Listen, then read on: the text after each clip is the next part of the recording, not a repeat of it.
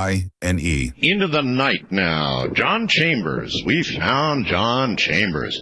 John Chambers is translator and commentator of Conversations with Eternity.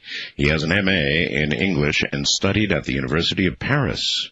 I love Paris. My wife and I love Paris. God, that's a beautiful city. His the French, that's different, but Paris, His previous translations include Phase 1, CEQ Manifesto. He's been a full-time instructor in English at Dawson College, Montreal, an assistant editor at McGraw-Hill Publishing, and managing editor at International Thompson Publishing, both in New York. He's written numerous articles on the paranormal. John is the publisher of New Paradigm Books, who brought out the book Father Ernetti's Chronovisor. The creation and disappearance of the world's first time machine. Let me repeat the name of that book, all right? Father Ernetti's Chronovisor, the creation and disappearance of the world's first time machine. Here is John Chambers. John, welcome to the program. Thanks, Harold. I'm glad you found me. I began to get these rather obscure stories about this, and I have this incredible romance with time travel, and I went, oh my God, could the Vatican, number one, they have a lot of secrets. They keep all kinds of things secret, John. They've got this whole area below the Vatican full of secrets, tunnels under the Vatican, and they've got the third secret of Fatima that I don't believe they've still told us the real truth about, the whole truth. They've got power. They've got telescopes in Arizona. They went zooming by all this ecological problem that anybody else would have to get a telescope. And the Vatican is fascinating. And so when I saw this story connected to a time machine in the Vatican, it about drove me nuts. And I started to do some research, and we found you. So how did you get involved with all of this? It's kind of a long story, Art. Let me think. Sort of as a journalist, I went up to Erich von Däniken Chariots of the Gods conference in Orlando, Florida, in 1997, just because I covered that kind of thing. Right. And I expected that the speakers would be, rather elderly people of von Däniken's generation. I was fascinated by the subject, of course. I got up there, and there were a whole bunch of young, brilliant speakers, half from America, the other half from Germany, mostly Germany and Switzerland. A fellow named Peter Krasse got up from Austria and gave a talk about Father Ernetti's Chronovisor. And Peter had just published a book on Father Ernetti's Chronovisor. I had never heard of this before. And at that time, I was starting a publishing company, and it occurred to me that maybe I should buy the rights to this book and translate it into English. It was an astonishing subject. It hit you exactly the way it did me. I went, oh my God, this really could be true. And if the Vatican really did have such thing, what would they do with it? You bet. Exactly what it is said here they allegedly did. Well, it's, Ernetti, I'm sort of repeating here what's in Peter's book, and then we did a lot of research on our own and added sections and so on. Ernetti was a Benedictine monk, Italian, yes. Very, very brilliant man, became an expert, very early on became an expert on what's called polyphonic music. That's music that was composed from about 2000 BC to 1000 AD. Ernetti wrote a whole mess of books on the subject, also called archaic music. He's the world authority on Gregorian chant. He held the only chair in the world on polyphonic music. Okay, well, that all sounds like various forms of altered states to me. Well, you've got a big point there. But the thing is, the first thing about his holding this chair, I think, is suggests that this is a considerable man. He's a very, very learned, substantial fellow. Right. It's a little hard to dismiss him as a flake. That's one of the things that got me very quickly.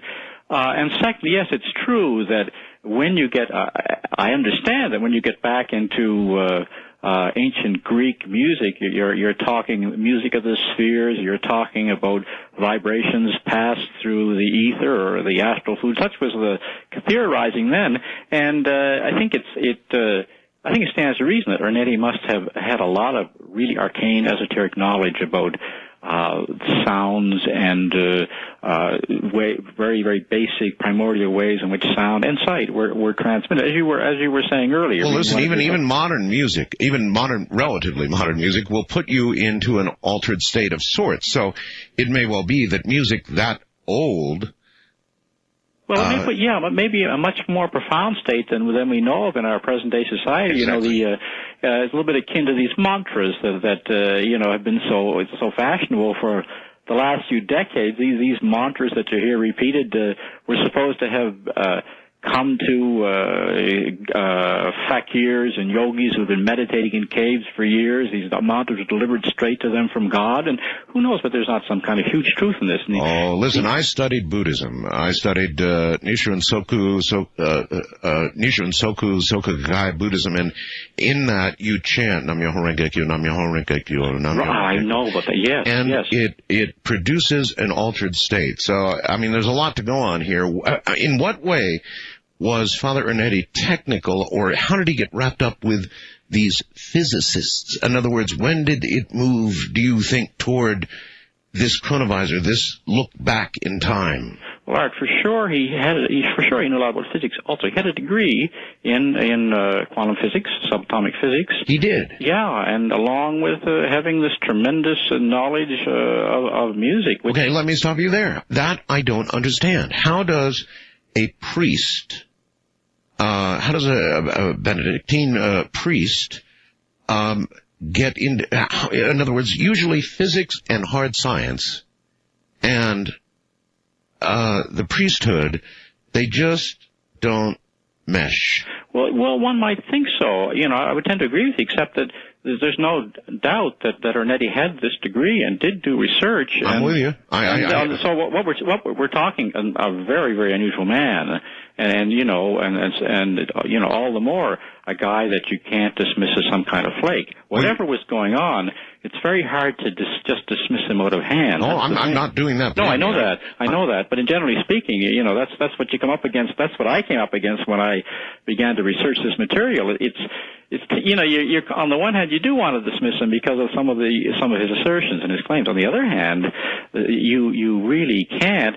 And what has happened recently, or I guess I'm sort of maybe kind of getting far away from your last question. What has happened? No. Just let me add here that I've interviewed a lot of the world's best scientists, and I have no problem. I pin people down. That's what I do, and I will frequently ask a theoretical physicist or a physicist or a man of science, do you believe in the God of the Bible? It's an uncomfortable question. Most of them, when really pressed, you mean the exact God of... No, I don't. I mean, that's what comes from hard science, more times than not. And that's why I said what I said. So he's a priest and a physicist. My goodness. And anyway, so... Well, you're talking to a real unusual man, that's for sure. And one thing that's happened recently is that, first of all, there was Peter Cross's book in German, and then we translated Peter's book, made a lot of changes. We had a lot of new documentation, and those were the only books there were about Ernetti, except that a few years before Peter brought out his book, you mentioned this fellow earlier also, a French Jesuit priest named Francois Brune who was a well-known journalist in France, even wrote a bestseller on paranormal phenomena at one point.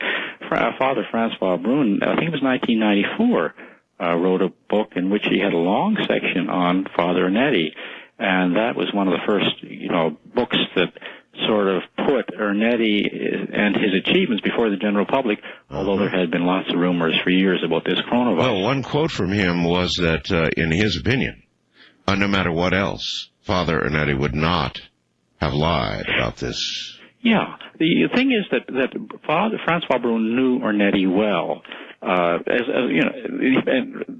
He encountered him when Brune was very young, he was about 23, and had been doing postgraduate, he was French, but had been doing some graduate studies in Rome, and hitchhiked up to Venice to have a look at the basilicas, and bumped into Ernetti, seemingly by chance, and yes. They talked. Ernetti told him his story, and Father Brune was, of course, totally. His mind was blown. Why do you think Ernetti told him the story? I don't know.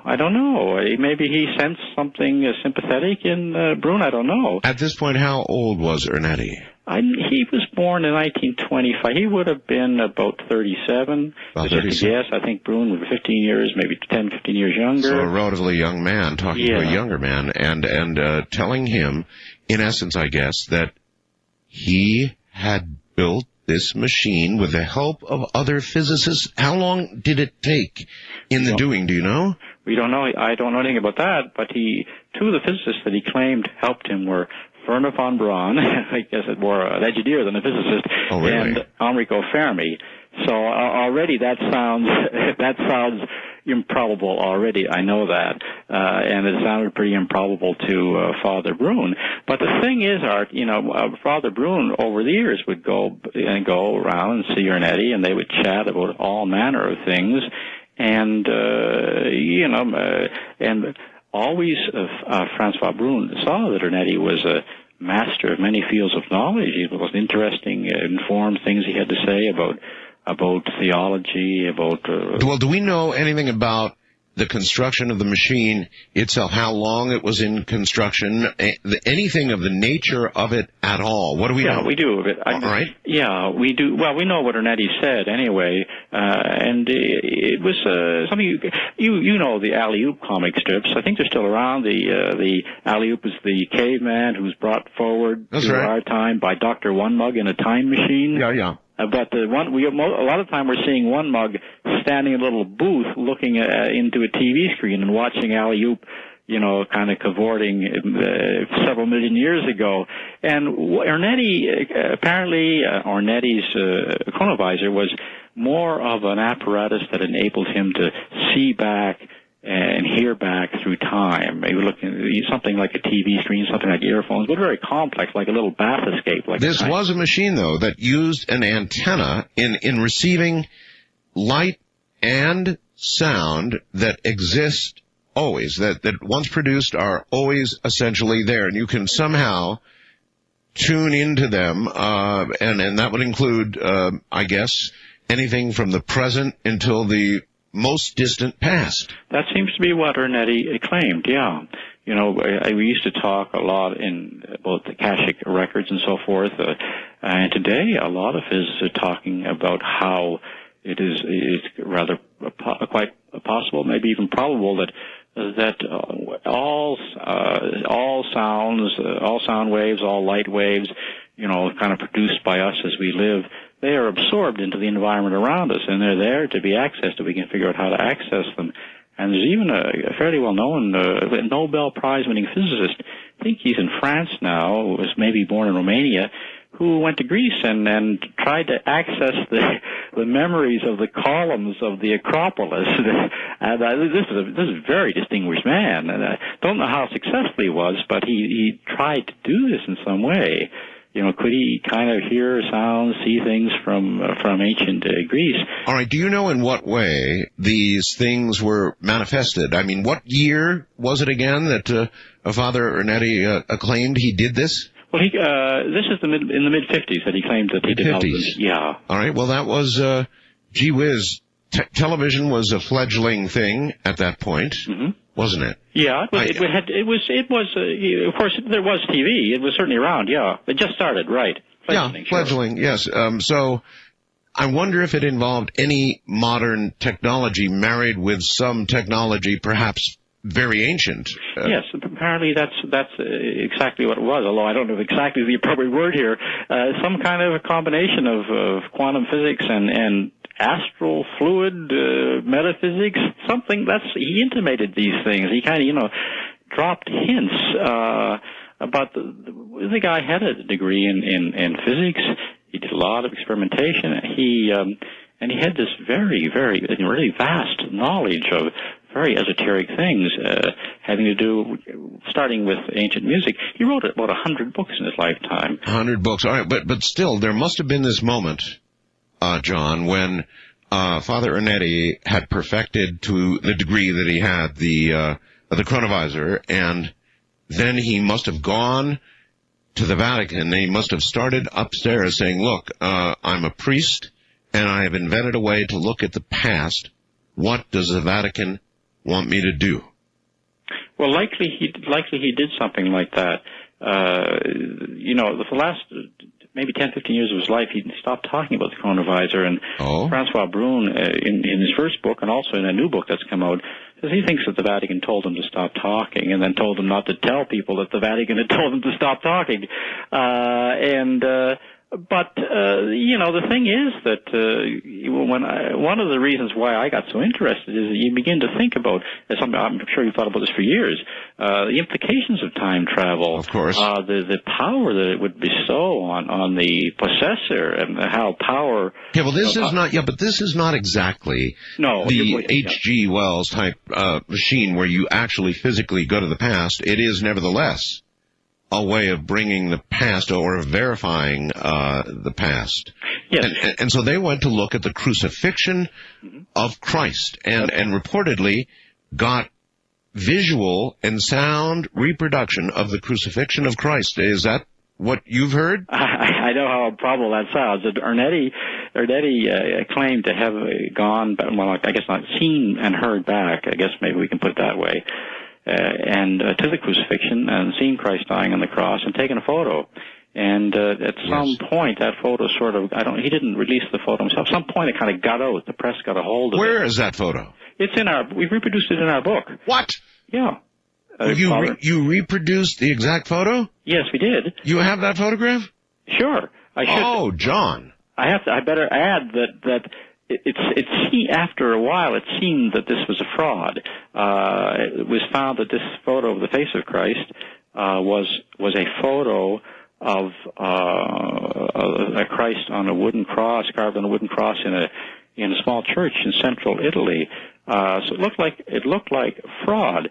And so Father Brune, Francois Brune, of course, who would see Ernetti periodically, put it to him and said, who couldn't believe that this very accomplished man would have to do something fraudulent, put it to him and said, what happened? And Ernetti had an explanation for it, a very kind of ingenuous explanation that Ernetti claimed that the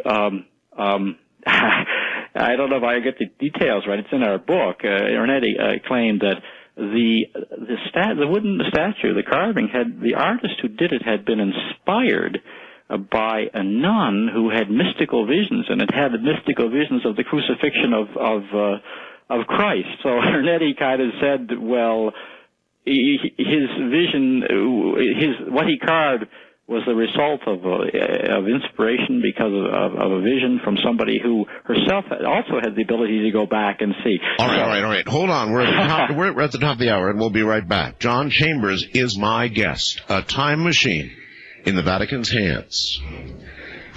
What do you think? Back now to my guest, John Chambers. So glad that we found you, John. All right, so he allegedly, nevertheless, photographed the crucifixion of Christ, but that wasn't all they allegedly did with it, is it? He claimed to have gone a little farther back to Rome in 169 BC, as I think you read earlier, and to have watched a tragedy, a play that we don't, it's lost to antiquity, but we know of it. It's called Thyestes by a guy named Quintus Ennius, and Ernetti claimed to have, I guess, jotted down a bunch of the dialogue of this play, to have come back or to have retrieved, using his chronovisor, a fragment of this play. As proof, I guess, huh? Yeah, and we were very fortunate. I made contact with Francois Brune while we were putting the book together, and he was good enough to send me the fragment, a copy of the fragment in Latin. Of course, we got a Princeton professor, PhD in classics, to translate it for us and to write a commentary. That's in our book too. It's really extremely interesting. Okay, and your book again is called Father Ernetti's Chronovisor: The Creation and Disappearance of the World's First Time Machine. Mm-hmm. I don't know what to say. Also, I'd like to add one thing before I forget, and that is that he claimed at one point that they saw a little bit into the future, just far enough to see a bank robbery taking place. That was going to be my next question. Could it go to the future? Yeah, well, apparently he says that once they did look a little bit into the future, saw a bank robbery taking place, and were able to call the police in the present and have it prevented, which is kind of reminds you a bit of this a new movie with Tom Cruise, Minority Report. Yeah. Oh, that's incredible. That's absolutely incredible. Yeah. That's the, and of course I didn't see all that movie, just part of it, but there you see that this ability that these police have to look a little bit into the future and arrest people for murder before they murder, that ability has corrupted the police force absolutely, and that power has corrupted them. And perhaps I think Francois Brune feels that perhaps the Vatican is holding something, maybe not the coronavirus, but maybe the plans for it, because they're afraid people will be corrupted by it. All right, that may well be, but let's, for a second, imagine the Vatican actually has a photograph of the crucifixion. Now, if they really have that, I guess I'm trying to imagine why they would suppress it, because it would give so many people religion. But the answer must be that in order to release that, they would have to release, I suppose, total information on how they got it, wouldn't they? Well, and they also might be afraid that something like a chronovisor would prove that the kind of standard Catholic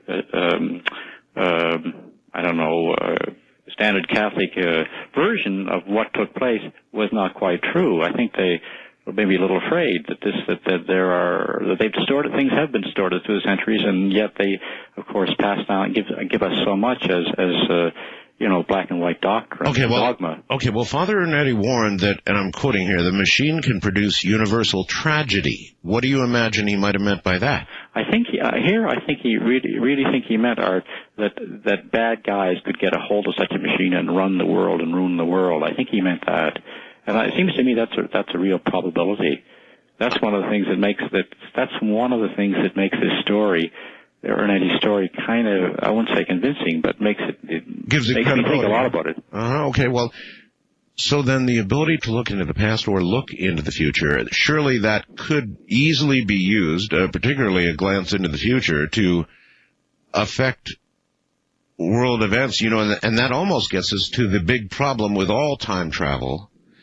And the past, maybe. Well, if you were to even, you always worry about altering the past, but if you were to alter the future, there could be equally dire consequences, one might imagine, for doing such a thing, for changing the future. Well, I think so. I'm no expert. I know we've been in touch with another German author named Ernest Meckelberg, who's done a number of books on time travel. Unfortunately, we haven't been able to translate any, but he once said to me something like, maybe some of the events that are taking place now have been kind of engineered from the future, that it wasn't supposed to be this way. And, the implications are... Well, I just got a quick call from Richard C. Hoagland at the top of the hour. He said, oh, my God, this is fascinating. Did you know that Wernher von Braun worked with the French allegedly worked with the French on anti-gravity?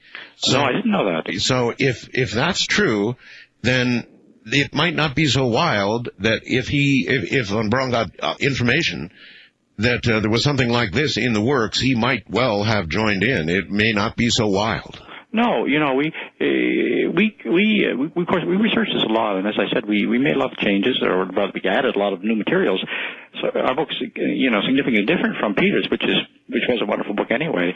But it seemed to us that Wernher von Braun just couldn't have been around at the time, or anywhere nearby at the time Ernetti was building the machine. But one doesn't know, of course, how much has changed and suppressed. Ernetti says that somebody else who helped him was Enrico Fermi, and he did know Enrico Fermi. We know that for sure. So it's a vast, mind-boggling mystery. Finally, and you believe that the Vatican would imagine this to fall into the wrong hands? I don't know what to believe, Art. I know that Francois Brune, he brought out a new book in February in a French publisher. It's called in English The Vatican's New Mystery, and he again covers this this Ernetti territory that he covered first of all in '94 in another book, and he's read our book. Of course, I know him, excellent person, and he takes issue with some of the points that we raised. For example, our translator, our Princeton classics professor, translator of the Ernetti fragment from the past. Yes. She thought that maybe this was not genuine, that Ernetti could have put it together, and she had offered certain little proofs, not proofs, but certain bits of evidence to suggest. She very mildly suggests that. All right. Well, in other words, to say that Ernetti lied about all of this is what that would be saying. Well, she suggested that. But very mildly. Wait a minute here. We've got a priest. First of all, he's a priest, and I don't expect him to lie, but get past that. Then we've got a priest claiming that he's got this machine that can look into the past, or even the future for that matter, and a priest who is acquainted with quantum subatomic physics, a priest who has knowledge that most priests would never have in the hard sciences. And this doesn't sound like a joker of a man to me. It doesn't sound like a prankster of a man to me. Does it to you? No, and what you've just said is really kind of exactly the position that Francois Brune takes in his latest book, vis-a-vis some of these really mild comments of our excellent translator. He says this is not so. This fragment of Latin is of course. Ernetti was also a great scholar of Latin. Of course, all monks know Latin still, in Europe particularly. A great scholar of Latin, and it could be argued that maybe he had the knowledge to put it together. But Father Brune says, who's also an excellent scholar in Latin, says, no, this is too complex, this piece, this fragment. Father Brune wouldn't have done it and couldn't have done it. It's too hard to do. So that's a lot of issues coming here. So what you just said is what Father Brune would have said vis-a-vis her remarks. Now, the Catholic Church, the Vatican, a big part of Catholicism, every religion really, is faith. It's faith. Yeah. Now, I wonder if having actual proof of the crucifixion, even if it was exactly as we have read in the Bible, having real hardcore proof of that might remove that faith part. In some way, the Catholic Church would not want it removed. That's a terrific point. I hadn't thought of that. That's a terrific point.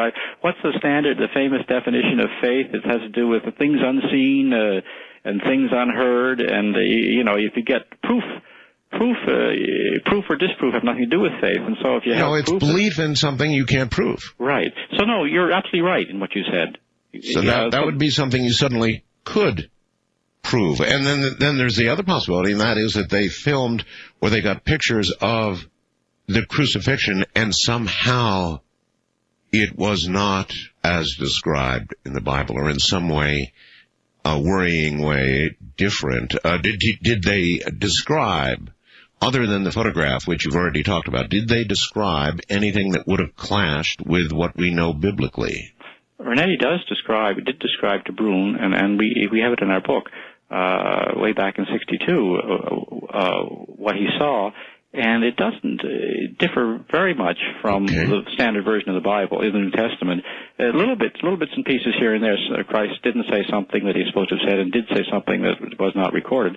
What Ernetti said about the crucifixion, just very small deviations. But again, you're looking at it's so complex, really. You're looking at a priest who's loyal to the Catholic Church, who has faith, and maybe there's a lot of things he's not going to say. Is it also true that he claimed to have recovered the original text of the Ten Commandments given to Moses? I mean, you can imagine this Kodak moment, when Moses is holding the still smoldering tablets with the Ten Commandments on them. Is that essentially what they claimed? Well, I think that's in Peter's book. We didn't put that. Sometimes when things seemed a bit improbable, we didn't put them in. Maybe we should have. Of course, there's so much to say about it. That's the thing. I think I did hear that, but that's not anything Ernetti dwells on. Mostly he talks about he talks about the crucifixion. He talks about this play that we don't have anymore. And the bank robbery, the future. Yeah, he talks about the bank robbery. Now, here's an interesting question for you. If you were to be able to see a bank robbery that was going to occur, get to the police, prevent the bank robbery, you might, in that process, for example, prevent somebody from taking a bullet through the between the eyes, who otherwise would have taken a bullet. Now somebody is not dying who, in the scheme of things, was supposed to die. People imagine only problems with changing the past, but I imagine the same problems inherent in changing the future. In other words, if somebody lives to produce offspring or become president or blow up the world or whatever the lesser thing they might do in their life, but they live instead of die, then you might have the same paradox problem you've got with travel to the past. Oh, I would agree. I think that there's all kinds of, many people say there are all sorts of problems with time travel. Maybe it's possible, but there may be all sort of overwhelming and an overwhelmingly large number of reasons why we should never do it. Which is again why, even if this man, who I'm leaning toward. I mean, here we've got a physicist who consulted with how many other physicists in the world? Well, he claimed about 12, and 12. We don't know very much about that, really. You'd mentioned you read something from another article of Matos, the Portuguese, I'm not sure, another physicist, and we know he had something to do with him, but we don't know very much about that, really. And all of these people, these physicists denied, I think they all denied, or not exactly denied ever having anything to do with the coronavirus, but they sort of didn't reply to their messages and had gone on vacation when they were approached about this. Oh, gee, so we don't know much about that. Gee, that sounds just like my own government here. Yeah. When they hold news conferences and stuff. Yeah, it's a vast story that the Russian press reported about 10, 15 years ago that there had been attempts to abduct or Nettie, certain foreign governments. There's an awful lot of rumors.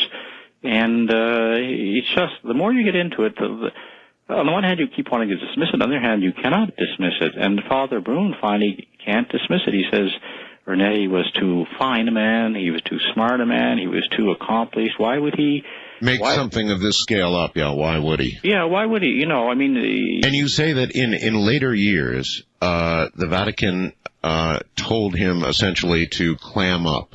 That's what Father Brune thinks, although apparently when the Vatican tells a priest to clam up, they also tell the priest to clam up about having been told to clam up. So we don't have any kind of, nobody's saying, nobody will ever say, yes, that was the case. Why not? Do you know whether they went back and they looked and tried to look at, I don't know, Adam and Eve, perhaps creation itself? I can think of a lot of things I'd want to look at with such a machine. Yeah, he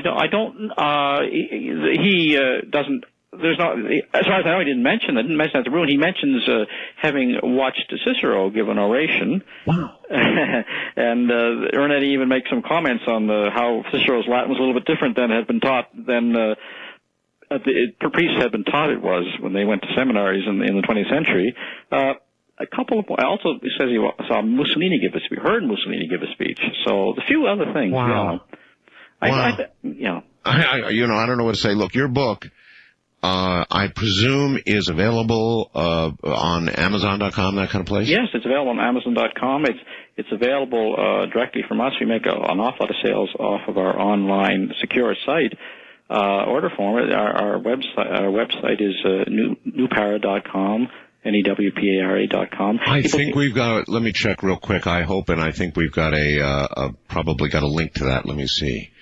Yep, we sure do. We've got a link to your website. Great. Certainly it's available from Amazon.com. And we've got a link that'll take you right to Amazon.com to the book. And the book, again, is intriguingly called Father Nettie's Chronovisor, The Creation and Disappearance of the World's First Time Machine. When did your book come out? It came out about 2 years ago. About 2 years ago. Do you think that the publishing of your book is what spurred the stories that I read that got me so intrigued? I'm not sure. I think maybe the publishing of Father Brune's book, which in some ways sort of takes our book to task a little bit on certain things, because I wouldn't say we are a little skeptical, but certain sections of our book raise doubts, and Father Brune reacted to that, and he was quite sure all of this was very real. Well, He doesn't know. I mean, here Bruin is again. When you're talking about Father Bruin, you're talking about a very, very smart man, a very learned man, and a priest who is loyal to the church. And he makes a gentle suggestion, but he does certainly feel strongly that the Catholic Church is hushing up something. Gotcha, John. For our own good. For our own good. John, for our own good. We're going to be talking about. John, thank you so much for coming on the air with me. My pleasure, Art. You have a good night, my friend. Thanks a lot. Right. Once again, I can't resist calling attention to this. As many of you know, some years ago, in fact, it was referred to by Paul Harvey the other day on his program. I refer, of course, to the Madman Markham story, the man who stole the Transformers, and it was a long story that was unfolded on this program, and Madman finally got a warehouse and got these giant Transformers and got a generator, and oh my God, he was about to try it. That was the last time we talked to him. He was going to walk into this machine he'd made, and we've never heard from him since, and that's been years now and years. Mentioned the other day by Paul Harvey, but I don't think he mentioned the whereabouts of Madman. I kind of nicknamed him Madman. His real name was Mike. At any rate, I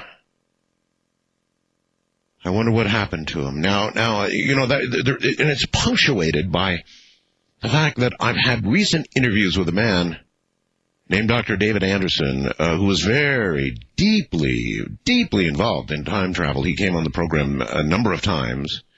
A very credible scientist involved in time travel experiments, and he's gone. I'm telling you, he's gone. And if you're out there, Dr. Anderson, contact me. But I'll tell you what, his website, his telephones, his cell phones, his everything, every way we had to connect to him is cut off, gone. Now that's two people that I've interviewed that have just disappeared into the night. Now, at least one of the possibilities you have to imagine from all of that is that they tried their device. So I want to talk about time travel. I want to talk about this new incredible crop circle in Great Britain. I want to talk about a lot of things, but mostly time travel, I think. Obviously, as always, if there's anybody out there who seriously, now you listen to me carefully, if you seriously are claiming that you have traveled in time, I definitely want to talk to you. I have a lot of things I want to ask you. I believe, that time travel is real, and that there probably are time travelers here now. If time travel is to be real, then they are here now. The famous saying, of course, was, if time travel is real, then where are all the time travelers? Well, I propose to you they are here. Or perhaps they are just watching now, so to speak. Maybe they're not really here physically. Maybe like the chronovisor, it's only possible to view time, either in the past or to the future. But we know that renowned physicists and this priest were working on it. We know that probably something really happened, that the Vatican may well be hiding this. What would you have looked at if you had something like the chronovisor and you could look either into the past or the future? What event would you go for? Would you view the manner of your own demise, your own death? Would you look at the crucifixion? Would you want to know? Would you look at Adam and Eve? Would you look at the moment of creation? Would you look into the future and notify the police about a bank robbery? What would you do? East of the Rockies, you are on the air. Good morning. Hello? Yes, hello. Yes, this is Mary Ann from Syracuse, New York on WSYR 570. That's the way to do a promo, Mary Ann. Thank you. Well, thank you. Just prior to when you returned, somebody called Barbara on a Saturday night, and they were talking about Madman. Yes. And this man said he had been looking at microfiche of old newspapers from the 1930s. And there was an article about a man, and I believe it was Michigan, near Lake Michigan. Yes. Was found crushed to death in a tube. In a tube? In a tube. And now, didn't Madman used to say he went into a tube or something when he... No, not a tube. I know now what you're referring to. No, he had sort of a gate-like device that was creating this field that he claimed that he first made a small model and threw a little bolt, a metal bolt through it, and the metal bolt disappeared as it went through the device and then reappeared on the other side. Oh, I now, see. Madman was going to expand and build a large model. That was just a scale model. And he was going to build a large model, and I could not discourage him. He was going to walk through this field that he created, so not so much a tube. Well, the man said, and the article had stated that a man was found crushed to death in a tube, and the clothing was not from the 30s. They didn't understand what the clothing was from. But the gentleman said there was something that was found with the body, which the police, of course, did not recognize. Yes. And they had a photo of it, and he said it was a cell phone. Well, maybe it was, and maybe it wasn't Madman. Who's to know? But maybe it was certainly an example of some kind of time travel gone wrong. Mm. Wow, fascinating. I know. And the other thing I wanted to tell you, that you were talking about our eyes are seeing faster now. That vibrationally, yes, we're beginning to see higher frequencies. Now, yes.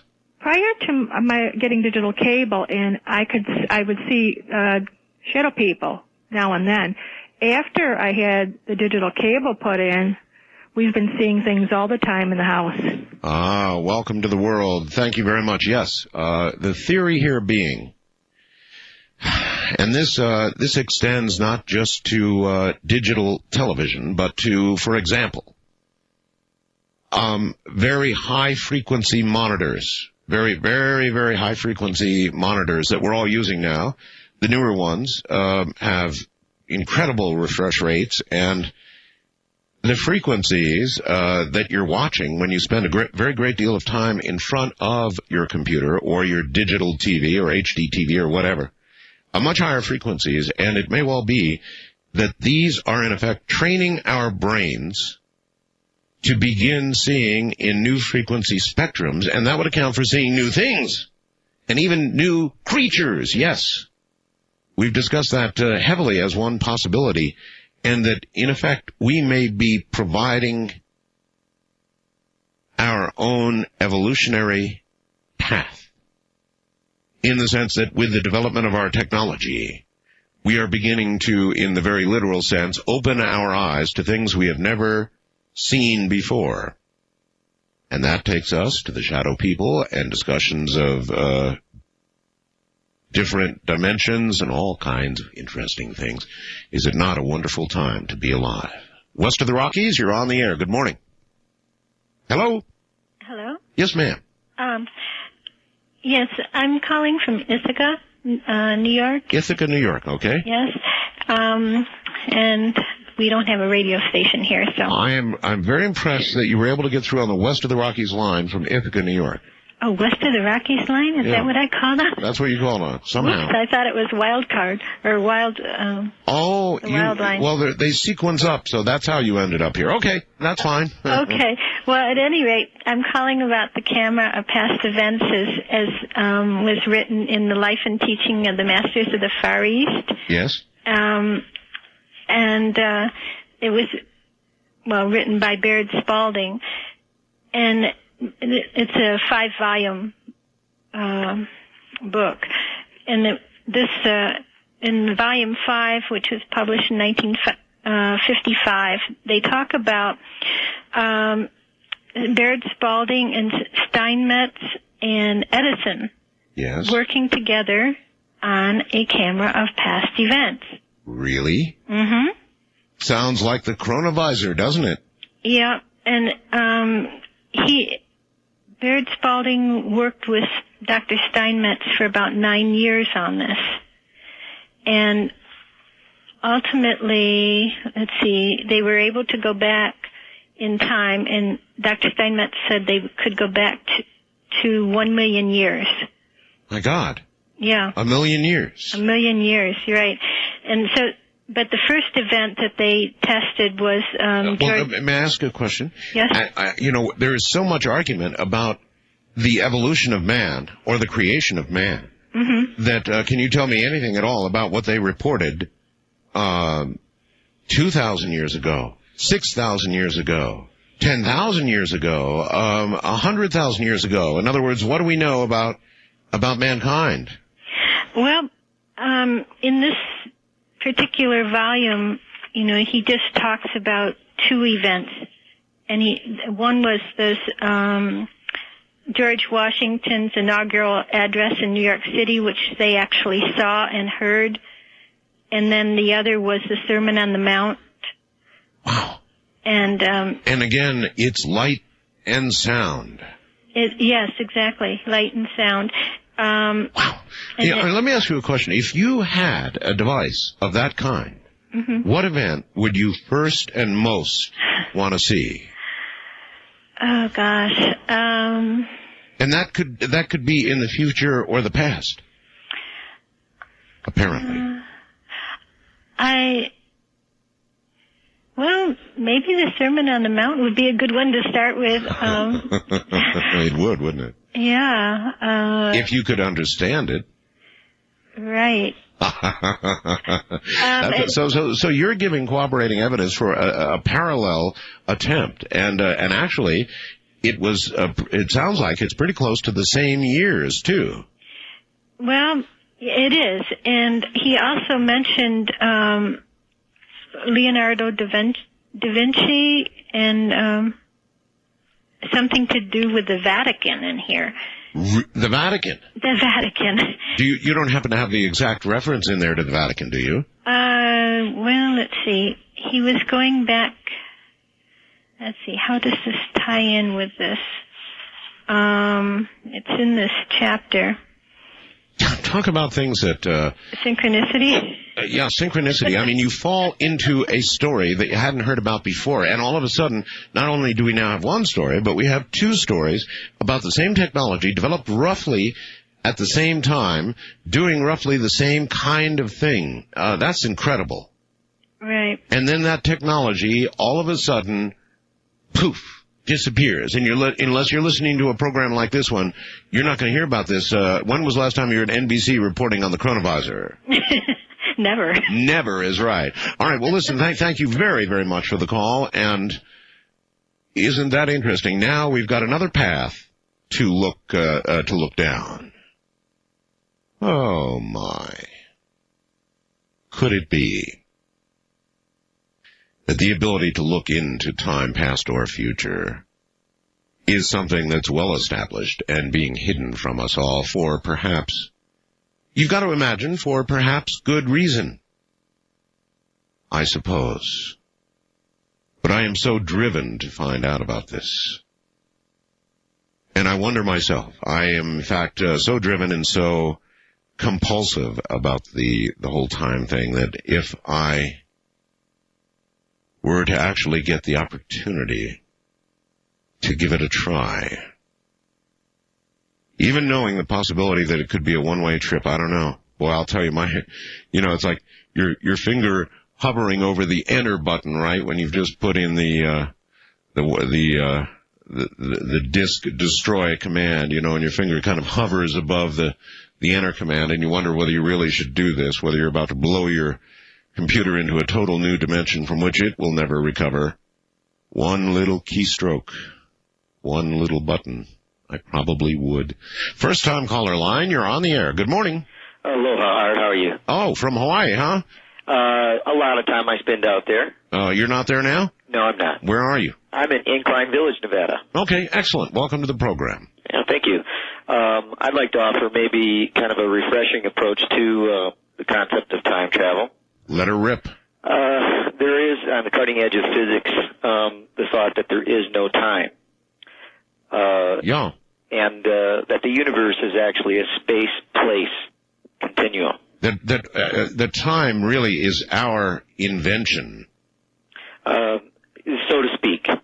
Well, I mean, we know. I can look at a clock, right, and I watch it go tick, tick, tick, And so there is that. I mean, there is that measurement. It's one object measured against the movement of another, I suppose, if nothing else, the beginning of, in quotes, time. That's how you'd measure. You'd measure change or the delta between two objects in movement. Before that, there could be no time. So time could be really our invention, and probably is, I guess. Having a lot to do with two vibrational concepts of light and sound. Yes. And it's extremely interesting that you would mention that this new crop circle was like a snowflake. I think I said, my wife said Rose. It could be snowflake. I don't know. It's, have you seen it? I can imagine what it is. I don't know if you can. To answer your question also that you asked about time travelers being here, yes, there are. Well, wait a minute. You say that in an affirmative way, like you know? Yes, I do. How do you know? What I would tell you is what I could offer you is something called a Merovingian crystallic. What's that?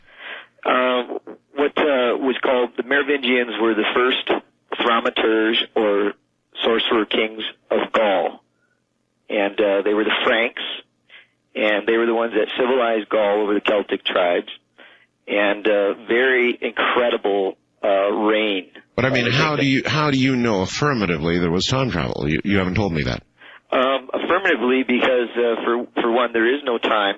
The universe is a base 6 crystallography. All right. What that means is, if we look two-dimensionally upon it, it looks something like a honeycomb. Okay. And therefore, bees were considered sacred in ancient time, and so on and so forth. So that what you see on a two-dimensional level is expounded upon by those people such as Carl Sagan, who in contact created a machine that was a rhomboid dodecahedron. Yes, but you still have not explained to me how you know yourself personally it's true. Well, I've traveled. Now we get to it. Listen, can you afford to hang on through the break coming up? Oh, sure. Because when you make a statement like, I have traveled, you stop me cold. All right? All right. All right, stay there. Okay, looks like we've got one on our hands. You will hear this tonight. People who claim to have traveled in time. And I welcome it. All right, right to it now, and back to my first-time caller. You left us saying you had traveled in time. I want to hear about that. Well, you'd have to ask me a specific question. It'd be more helpful if you asked how one would go about that. All right, fine. How does one go about that, sir? For one, the Vatican and any other devices that are claimed to be mechanical and material are brutal and very primitive. Maybe. And the Vatican itself is of that mode. Maybe. But I throw your question at you. How does one go about that? Okay. In order to be able to develop the consciousness to be able to travel in time requires much discipline. It is something that's held within a person. Okay, then you're telling me, cutting to the chase, you're telling me this is an inherent ability of human beings to do in their own, it's done in your mind. Yeah, every single person on Earth can be apprised of it, can be told how to do it, and they can fully function doing it. And where did you travel in time? Where did I travel to? The Akashic. Or when? the Akashic. Yeah. How can you say it? It's like choosing words very carefully when you start to speak about it. Like I said, the universe is a space-place continuum. Okay, fine, but so it is. There is no time. Yes, but if there is no time, you traveled then to what event? I've not traveled to any specific event. I wouldn't. It's not that kind of discipline. You don't go, well, I'm going to go to, for instance, a starburst in the constellation Lyra. All right, all right, fine. Describe to me then what you felt, saw, or sensed when you did what you're talking about. Mostly, when you call light and sound vibration, you're more cognizant of sound than you are of light. Sound has a deeper vibration. It is, in the beginning was the word. This is an intuition of that. It is a sound vibration that carries you, and what you feel is absolute joy. You expand over time, and it can become like, and once again, it's not time, expand over space, where what you witness are crystallic cells. All right. Well, all right. Thank you very much. In my mind, then, what you did, you may think of time travel. It sounds like an out-of-body experience. The joy that you described is consistent with an OBE. Now, whether you actually traveled in time or not and did it within your mind, I don't know. And for all I know, OBEs are a manner of travel in time. I'm not sure. I guess none of us are really sure about that, are we? Wildcard line, you're on the air. Hello. Yes, this is John in Boulder, listening on KHOW out of Denver. In Denver, yes, sir. First, I have a question for you, Art. If you had a chronovisor, what would you like to see?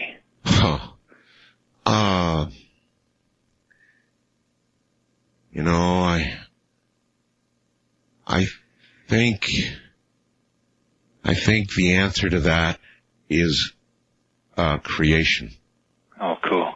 I think that's my answer, creation. If I were to see the crucifixion, for example, I would know that a man of flesh had been crucified. But I don't know that would nail it all down for me. And I don't know what would, short of actually seeing the manner of creation itself. But that might be a little much to reach for. You asked, that's my answer. Now, I want to tell you, I've got a different take on time travel than your previous caller.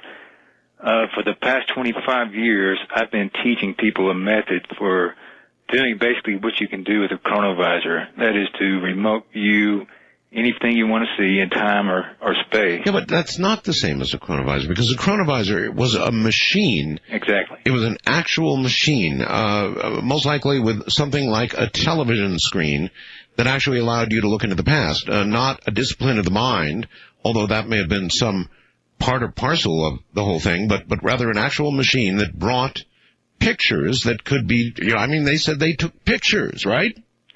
Yes, okay, it's not something you can take pictures of, but it is a very specific method that will awaken your abilities to remote view. And I have to tell you, it's not just imagination. You don't just get No, I understand. fuzzy impressions. No, I understand. Listen, the bar was passed for me on remote viewing a long time ago. I believe very well in remote viewing, and it seems to move through time, but it's still a mental discipline as opposed to a machine, which really does fascinate me. Yes. Oh, I'd like to have one too, believe me.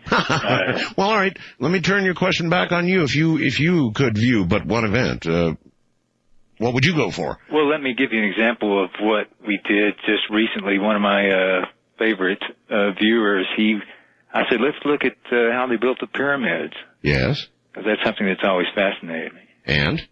Okay, what he saw was, it looked like some form of alien being. He said they were very strange looking. They looked almost like large insects that moved at a very rapid, very jerky kind of way. Uh-huh. They commanded these, looked like drone-like creatures that actually did the labor. They used these very, very long, very large magnetic bars. They seem to be like, huge magnets. Boy, I need to introduce your friend to a man named Zahi Hawass. Crush your friend like a bug. Like one of the bugs he was talking about. All right, thank you very much. So, some sort of alien beings building the pyramid. Believe me, you talked to Dr. Hawass, who, by the way, has been elevated to some great new position, though maintains control, active control over the Giza area. He's apparently been really promoted, so he's even a much higher official now in the Egyptian government.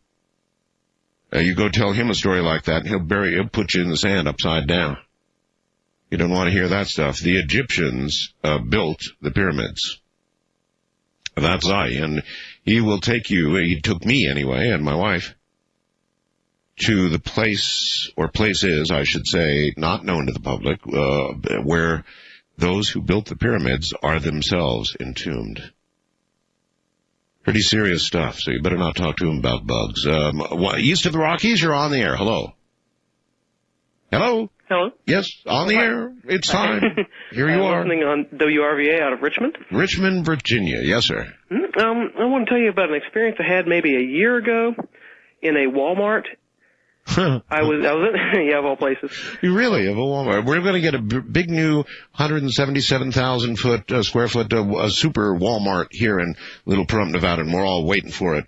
So you're telling me you can have a cool experience in a Walmart, huh? Yeah, well, what it was, it on the surface it looks like it could have been an ordinary happening, but it was just so unusual that you wouldn't think of it as happening every day.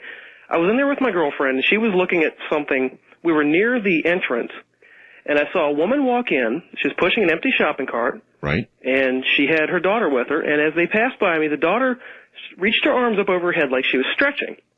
And I didn't think anything of it. It was just, regular, everyday happenstance. She walked on by, filed it away in my mind, looked up about 2 or 3 minutes later, and the exact same thing happened. The woman walked in, same woman, same little girl, pushing an empty shopping cart, and when they got to the same position I had perceived them to be before, the girl did the exact same motion. I thought, now how strange. Well, here's a small point. In most Walmarts I've been to, you don't get a shopping cart till you get inside. You don't push an empty one in. You get them inside and then push it around and then. Well, and the you Walmart, don't come in with one. In Colonial Heights, and all the time I see empty shopping carts strewn all about the parking lot. So. All right. So in other words, you're telling me you saw the exact same sequence occur twice. Mm-hmm, exactly. And at first I thought, that's strange. Then I really thought about it and thought, even if it was the same person walking out and then walking back in, why would they do that? And I would have seen them go out, because unless they walked all the way to the other end. And you're telling me you saw like the stretch, everything the same? Mm-hmm, exactly, everything. And I asked my girlfriend if she saw it. Of course, she missed it. She didn't see it. But I just thought about this earlier tonight. I didn't observe anything else going on around me, any of the other people. I didn't think to look if any of the other events. No, well, that's the one thing you saw, but maybe there were other events. Maybe there was some kind of little slip in time, huh? Yeah, and it wasn't like deja vu where it's like, I think I saw it before. It was like I saw it the first time, and then I saw it the second time. I was like, I knew I'd seen it before. It was the same thing twice, basically. No, I've got you. Maybe some sort of little slip in time. Mm-hmm. Did you consider that possibility at the time? That was exactly what I was thinking. See, my friends always called me weird, so.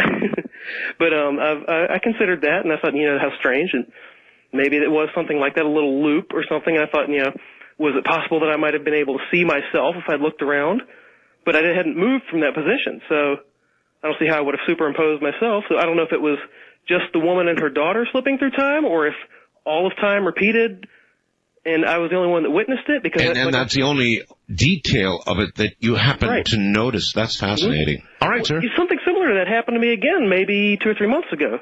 Oh. Right here in front of my own house, except this time I wasn't standing in one place. I was walking across my yard.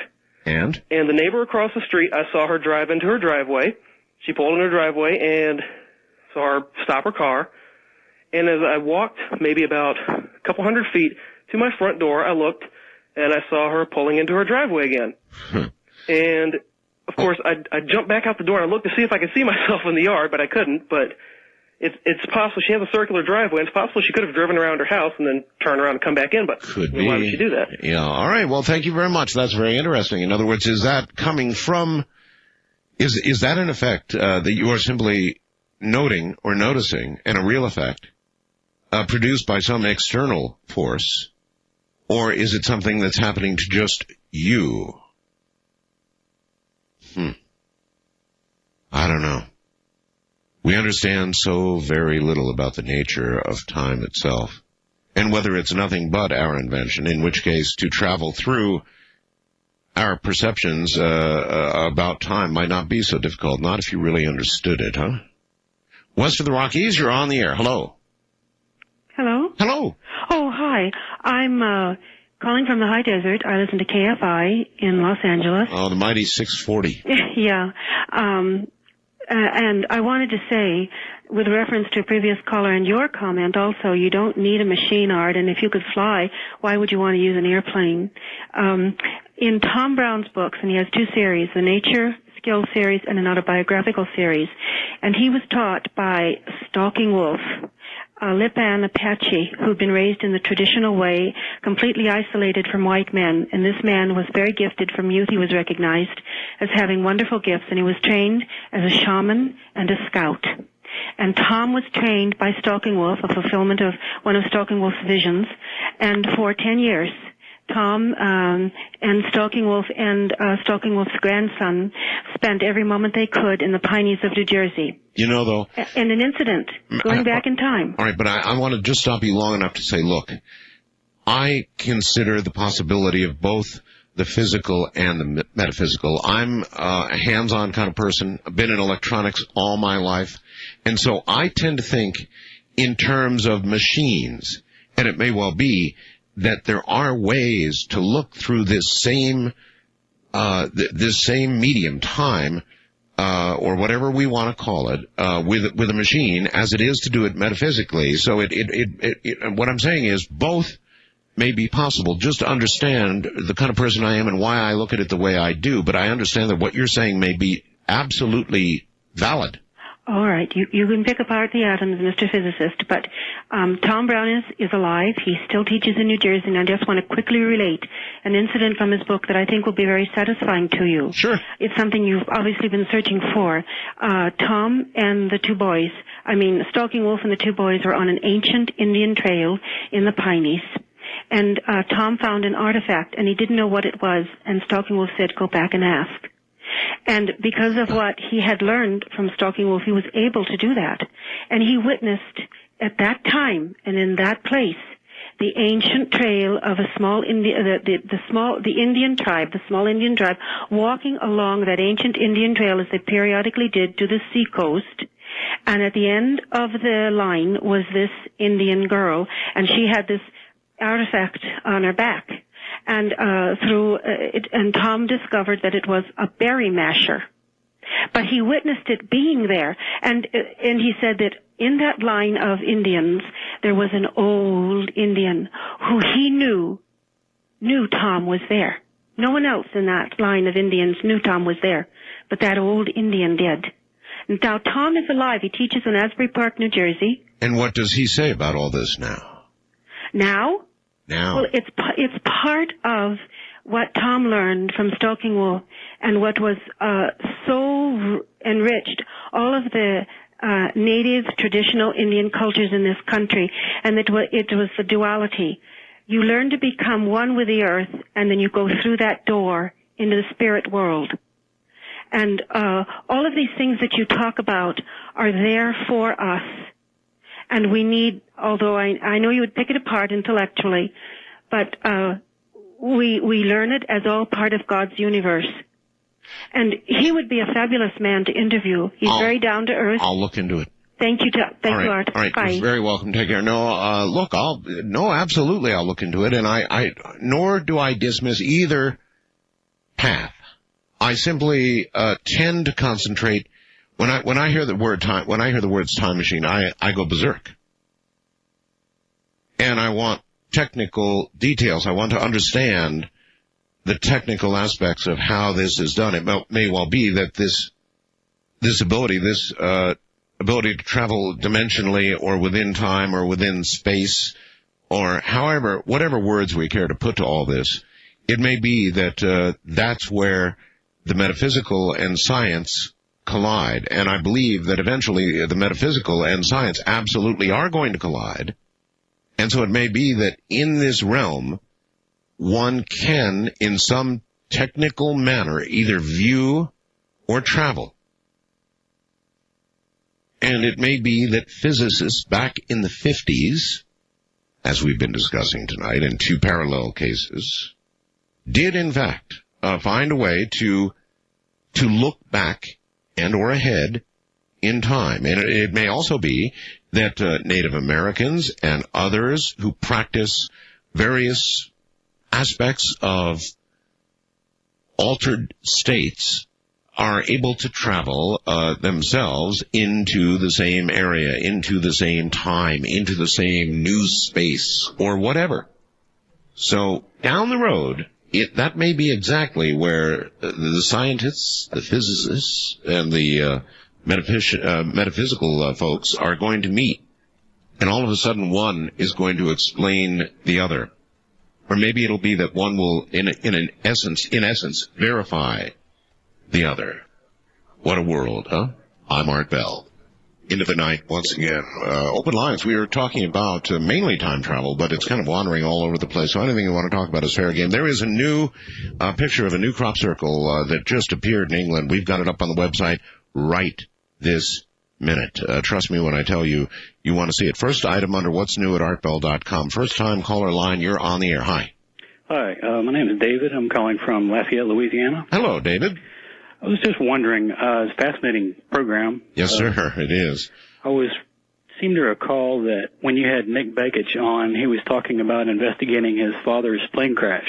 Oh, yes. In Alaska. And I was wondering, it seems like he said that he came across an FBI intelligence report claiming that the crash survivors were being tracked by a new technology, presumably something other than satellite. Yes, I recall that. I was wondering, the crash site was Alaska, and that's where HARP is. That's right. And HARP deals with harmonics and antennas and things like that. It sure does. Maybe it's just a coincidence, but I was wondering if you thought there was a connection. And also, Hale Boggs, who was the other person in the plane crash, his wife went on to become the ambassador to the Vatican. I was wondering if that was another coincidence. Yeah, there's an interesting one to toss in. Maybe you could ask Mel Gibson's father or something. I appreciate the call, sir. Thank you. Okay. Take care. Interesting. This whole thing is going to haunt me until the day I die. Whatever day that is. It's going to haunt me. The whole concept of time and what it is. And I guess it may be that with the exception of those who have developed the technology that we heard about tonight, or those who have developed the metaphysical ability to travel, they might have some of the answers, or it may well be that until we leave our physical body, we don't get these answers. But many of us keep trying. Wildcard line, you're on the air. Hello. Good morning, Art. This is Joe, listening on KLBJ 590, Austin, Texas. That's the way to do a promo. Yes, sir. How are you doing tonight? I'm fine, Joe. I had a question and a suggestion for you. Okay. First, the suggestion. You had a guest on, very interesting one, talking about the Bell Witch case. Oh, and yes. I'm trying to forget parts of that. You told how you had lost the family heirloom with your the family tree on it, the cane. Our cane, yes. Actually, what happened is it was given, of course, to my father when my parents split. When I was actually in the Air Force when that happened. It was given to my father in his custody, and he lost it somehow in some way, and my father has now, of course, passed away, and it's missing, yes. Have you considered remote viewing it? Getting it remote viewed? No, I hadn't considered that, but I'd consider it right now. Oh, Ed Dames called me earlier today. Maybe one of the remote viewers out there would be willing to take on this task. It is an object, a specific object, and it would be an ideal remote viewing target. Good going, sir. And the question, when I was living in Atlanta about 3 or maybe even 4 years ago, I mailed you a copy of the 1938 or 39, I don't remember, Orson Welles paper, the Martian hoax. I was wondering if you ever got that. Oh, yes, I did indeed. Good. All right. Thank you very, very much for the call. Oh, now there's an interesting suggestion. It's true. My family goes way back, right to the Mayflower. You hear a lot of people say that, but it's just really true in my case. My mom would verify that for you, and she will. I should have my mom back on the air. It's been a long time. Hey, Mom, how about it? Goes back to the Mayflower, and we had a family cane that got lost, as I just described. Would that be an interesting item for a remote viewer to take off after? You bet it would. So Ed or any other remote viewers who are listening, have a go at it. That cane obviously would exist. It was held, it was always, I can remember as a child, that cane was over our fireplace. For all of my childhood, it was over our fireplace. It was held sacredly, and placed wherever we moved, and we were a military family. We did a lot of moving. It was always kept over the fireplace, and it got lost. So that cane exists somewhere. And on that cane were inscribed the name of all the Arthur Bells going right back to the Mayflower. And so that cane probably, I mean, nobody would destroy it. It was a beautiful thing, and it had these inscriptions in brass. The handle of the cane was brass, and it was all inscribed in brass. And my name, my father's name, was all supposed to go on there. I think my father's name did go on there. Memories of this are kind of foggy, but I believe my father's name did go on it. My name was to go on it. And that cane exists somewhere. It's out there somewhere. I'm sure nobody would turn such a beautiful thing into firewood, so it's out there somewhere. Remote viewers, where are you? Okay, first-time caller line. You're on the air. Good morning. Hi, Art. How are you? I'm okay, sir. Where are you?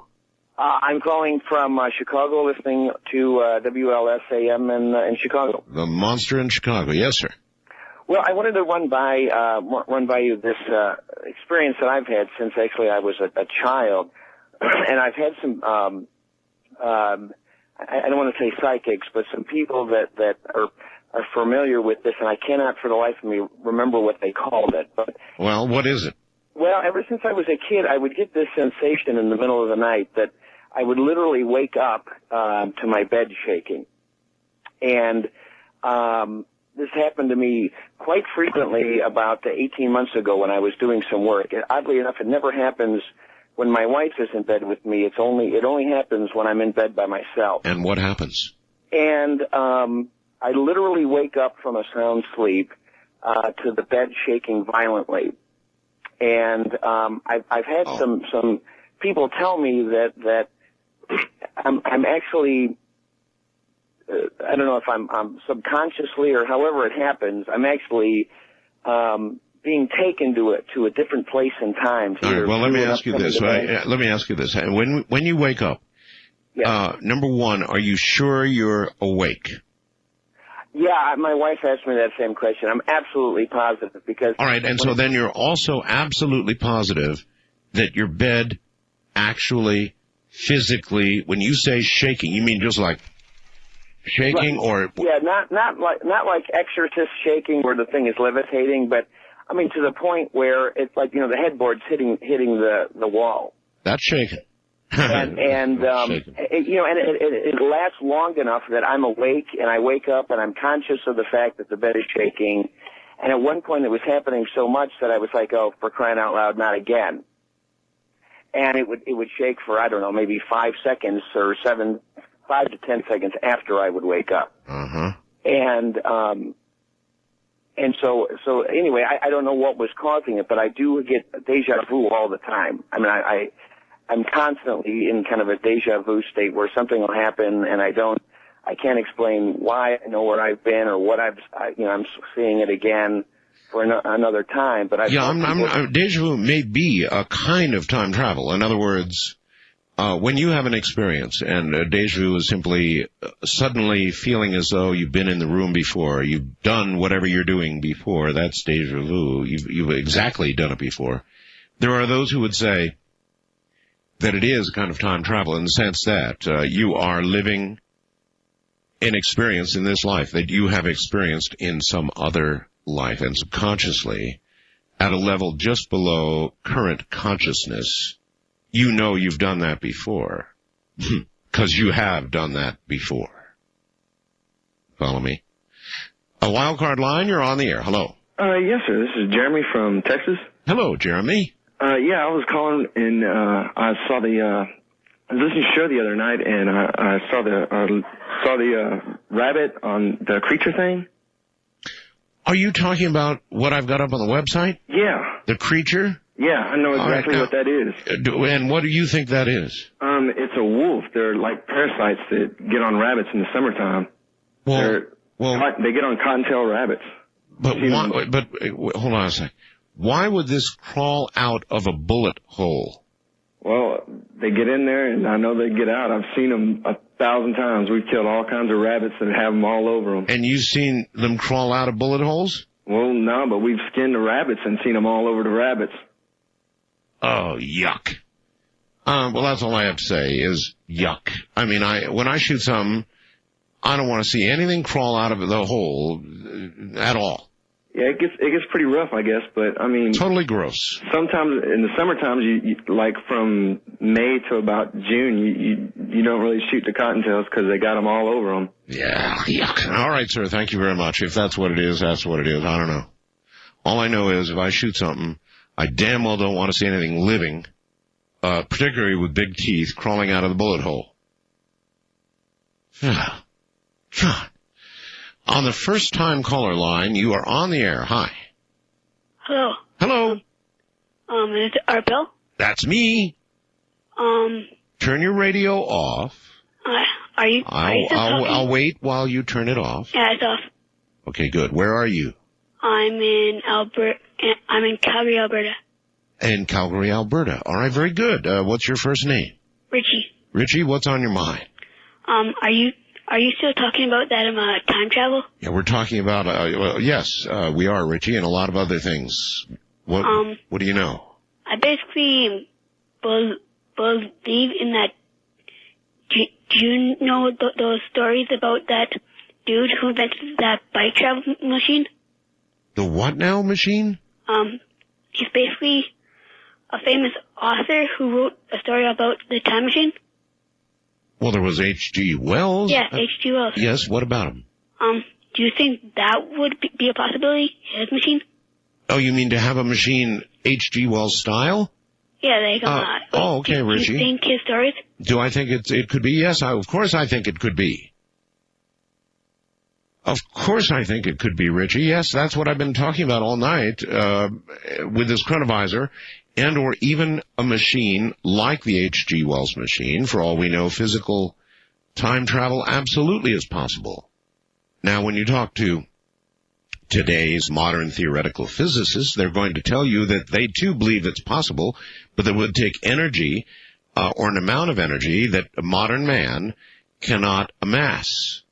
It's kind of an interesting road that we're going down right now. In other words, modern theoretical physicists are beginning to see how time travel can occur. They're simply saying the limitation that we've got right now, and the reason we can't do it is because we don't have enough energy. But they talk of black holes and event horizons and wormholes and all that sort of thing. So while once mainstream science was laughing at time travel, it is not now. It is, in fact, is saying it's probably possible, but we just don't have enough energy. Well, that's a pretty big leap, I would say, from laughing at it to, yes, we now think it's possible, and then it's just one more leap to, hey, guess what? East of the Rockies, you're on the air. Good morning. Hey. Hello. Turn your radio off, please. Oh, sorry about that. That's all right. I'll wait. I knew better. Yeah. Okay. Where are you, sir? I'm in Orlando, Florida. Winter Garden, actually. Okay. Not Orlando. Very good. Proceed. Hey, my name's Gilbert. I'm in Winter Garden, Florida. Got that. This is Art Bell, right? Yes. Right number then. I had a strange experience with time when I was a child. It lasted, was a child and almost in my teen years. And my hands start shaking when I talk about this. I hadn't talked about it in so long. Yes, sir. I want to prefix it with I'm a born-again Christian, an absolute believer, and what would happen is it started when I was about 8 years old. I got my first motorcycle at 10 years old, and I remember it must have been around I was around 8 or 9. And did you say motorcycle? Yeah, I got it when I was 10 years old. And that's your how mama, you're telling me your mama let you have a motorcycle at 10? Actually, I bought it myself. I worked summers and I actually bought a brand new one by the time I was 13. I bought my third one when I was 13 and was racing by the time I was 20. Oh my God. Yeah, but I never had a bad wreck, that never got hurt and even raced up until I was 33 on four-wheelers and stuff. Anyway, okay, so. But anyway, I want to prefix it about, just the born-again aspect about my honesty and the belief in my honesty. But what would happen and things would speed up, and that's the best way I can describe it. And I used to, my father used to, very early on, he was into weights and measures and time, and he trained me how to be able to count very specifically seconds to the minute to where I could do it. I would practice it on a stopwatch or a second hand and be very accurate to the minute. And to where if I didn't look, when I flipped the watch at 60 seconds, I'd be right at a minute. And things would start speeding up. Now, this was, I'm 42 now. This was in 1967, 68, 69, 70, 71, 72, something like that, about 4 to 5 years. And things would speed up. And at first I thought I was losing my mind or something, and I didn't know what was going on. Well, I haven't figured out yet what you mean by speeding up. Speeding up. Okay, to this point, I don't know how fast a video recorder per se, when you speed it up, is played on fast forward and you watch a video. Yes. On fast forward pertain to watching it regularly. You mean that is what everything around me, and it was scary. It was like seeing a VCR in fast forward, is what you're saying. That's the way the world looked to you. It was life. Yes, it would happen. I would feel a tingling, almost a feverish sensation come to me, and I would know it was about to happen. And I always wore a watch as a child, and I started, the first time it happened even, I started looking at my watch and checked the second hand, and as soon as it would hit, the second hand would hit at the top, at 12 o'clock, I would flip the watch over and start counting. And, at 60 seconds would come back around, and I mean, it was totally off beat. It wasn't even near. So I didn't know if I was early. I didn't know if I was late. I didn't know what was happening, okay? So then I turned it over and counted and watched it. And it's moving so fast. When I counted to 15 seconds, each time, 14 to 15 seconds, right, it was going to a minute. Huh. And I don't know what... I don't know how frequently would that happen to you? 2-3 times a week, and I tried to explain it to a few people, and the only person that ever came close to somewhat describing it was a Korean doctor I once went to for migraines, and he said, "Have you ever had any weird symptoms other than this? Because we can't explain your migraines." And you explained that. You told him about that. Well, and I did, and he said, "Did you have migraines after this?" And I said, always within a day or so, and he said that was some type of premonition that you're having a migraine. Now, I don't know, that doesn't make any sense to me, but I would always have migraines sometime within a 24-hour period after that. And I tell you, I'm shaking right now talking about this, but it stopped when I was about 12 or 13 years old. Thank God and thank Jesus, for whatever stopped it, because I probably would have lost it in today's world as fast things are moving today. It was a rather slow world in the 60s and 70s. Yeah, it's already compared to today. That's right. It's like fast forward today. So. Yeah, and again, I've never heard any type of experience like this. I've listened to you for several years, and I really enjoy you. So I think some of it's pretty wacky, but I still enjoy it.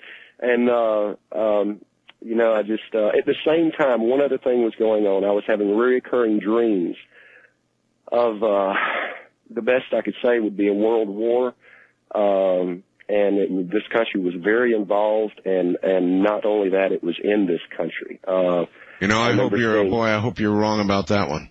Well, I hope that was not a vision of the future. Well, the word says that my sons and daughters will prophesy, and my old man will sing dreams and visions, and my maid servants and men servants will prophesy. All right, sir. I got to scoot. We're at the top of the hour, but I appreciate the call. So he saw the world at times as though it was in fast forward. You could tell the man was being honest. He didn't have to tell me he was born again Christian. He was being honest. That's the way he saw it, like VCR running in fast forward. Anybody else out there? KYNE. Once again, we go into the night sky. Open lines. First time caller line. You're on the air. Hello. Good morning. How are you? I am just spiffy, thank you. Where are you? I'm in Whittier, California. Okay. And my name's Sue. Yes. And I have a kind of a different outlook on this time travel. Fire away. All right. Well, I've always said to people that I've traveled through time, and they kind of laugh. But when earlier caller was talking in all the scientific term, and he mentioned sound waves. Yes. Something hit me that I was standing at work, and a song came on, and we all know we do this. A song will come on and a flashback will kind of happen to us. That's right. And it will invoke a lot of, really detailed memory. That's right. So I'm standing there at work, and this song that I hadn't heard for like 15 years came on, and I was no longer in my work. I was in my bedroom as a 14-year-old, listening to the song for the first time. Yeah. I could no longer, like I said, I could no longer see my work. Everything was the room I was in, the smell. It was all gone? Everything was gone. I was standing there and trying to, you try to be, I work in customer service. These kind of things can't happen without, you know what I mean? Actually, I think they've happened to a number of customer service people that I've been talking to. Oh, really? Oh, yeah. Okay. It's like they go away. Well, I've talked to people that they don't seem like they have anything there, which is a totally different thing. Yeah, listen, I understand what you're saying, but you're saying that the room went away, the senses, the smell. Well, everything about it came back. Wow. And it was it was just so real. But then I started to think about it a little bit more. And when I was younger, around that age, I would have always a sense of someone watching me. Oh. So I'm thinking there might be a connection to the fact that this event happens now, where I flash back to being, 14. Yes. Yet I've always been sensitive to spirit types all my life.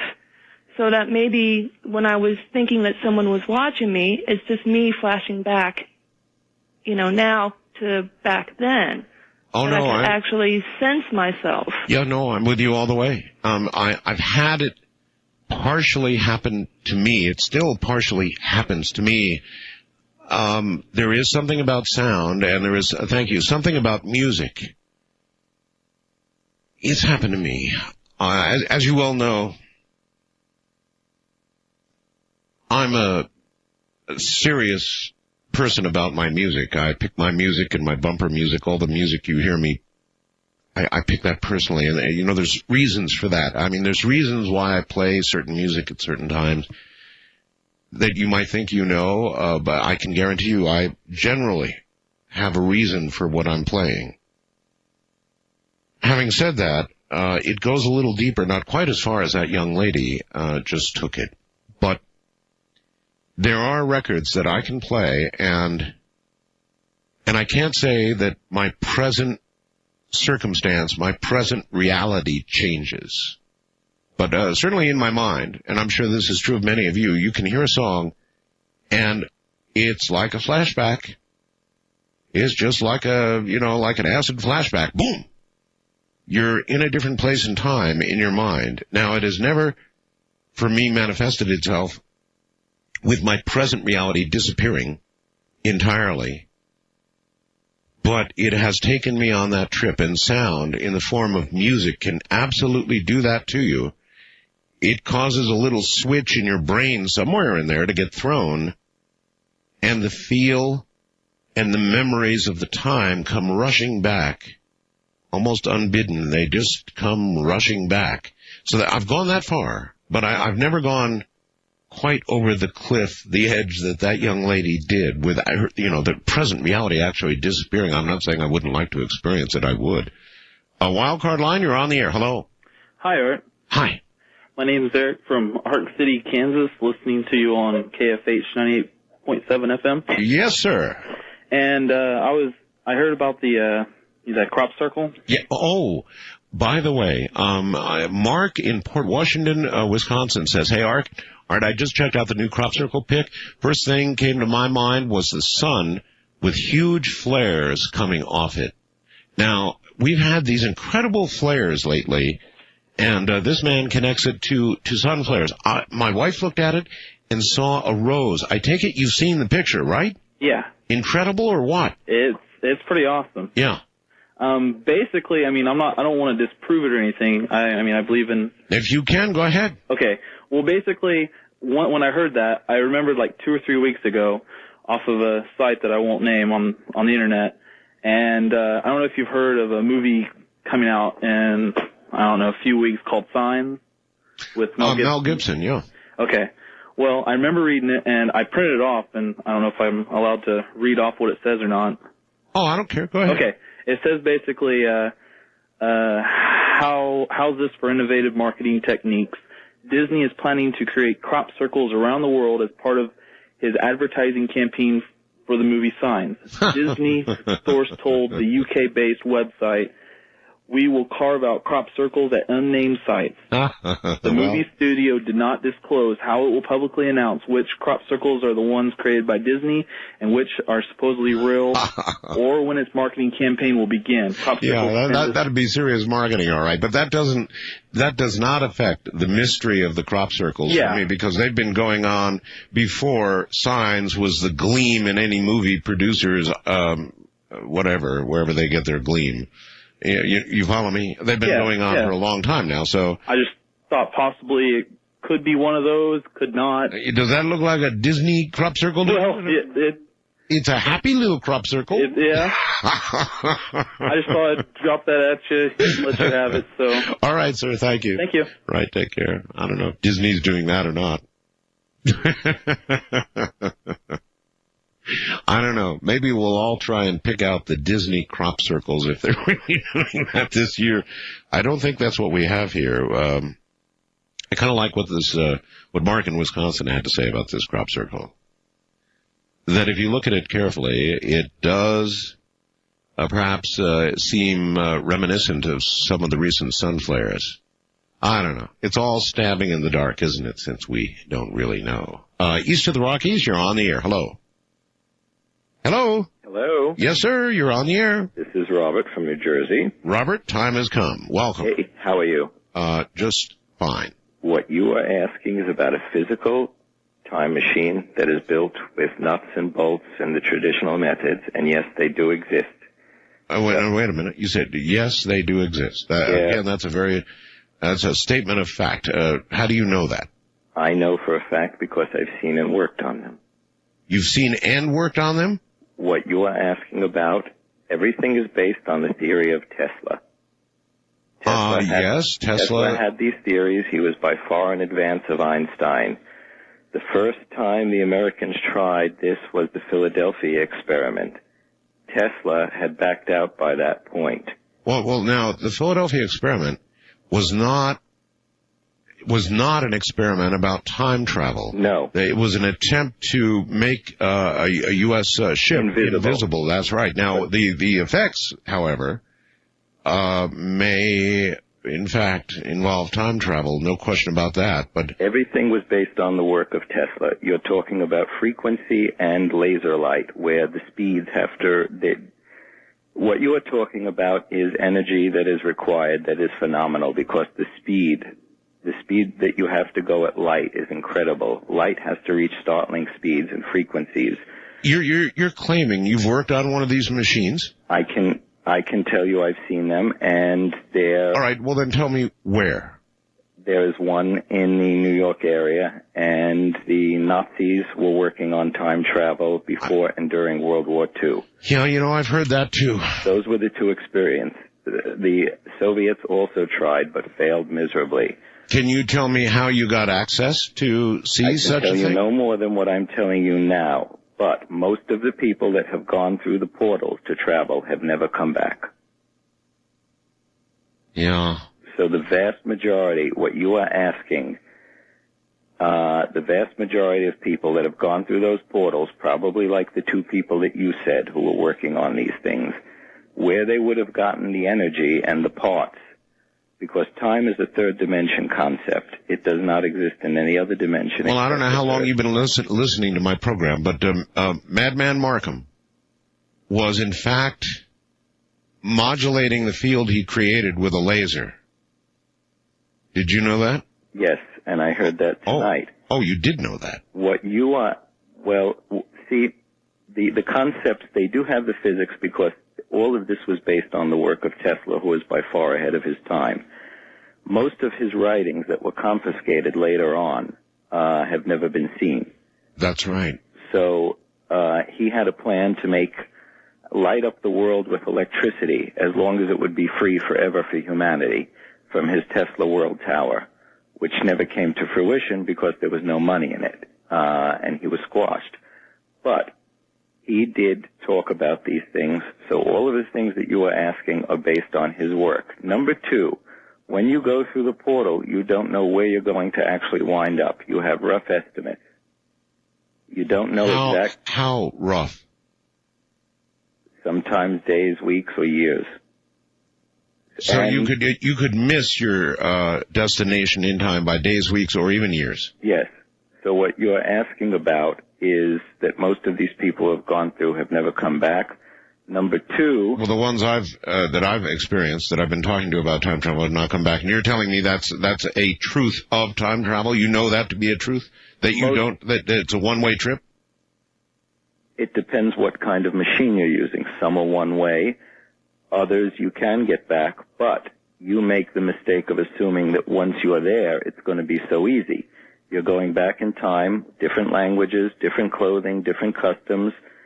There are universal laws about interference in these things that cannot be broken. What, for example?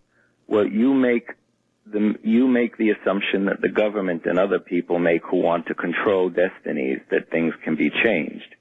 There are certain very small things that can be changed, but major things cannot be changed. Time flows forward as it flows backwards.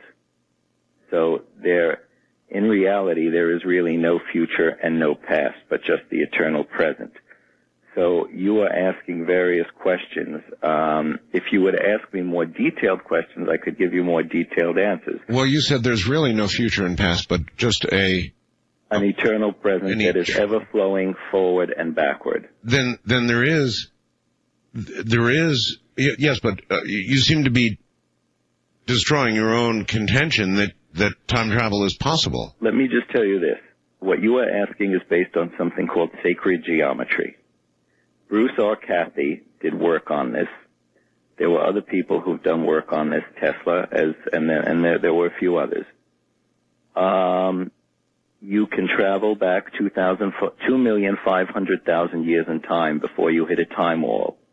You can travel up to 2012, and you cannot go beyond that. There's another wall at 2012? The end of the main calendar, yes. Uh-huh. Is there any detail with regard to particularly the future that you can tell me? Yes. Other than the wall, I mean, it sounds like it all ends then. Otherwise, between now and 2012. Let me answer some questions for you, Art. Go. You go back to 2,500,000 years ago. That is the end of Lemuria. You can go forward to 2012.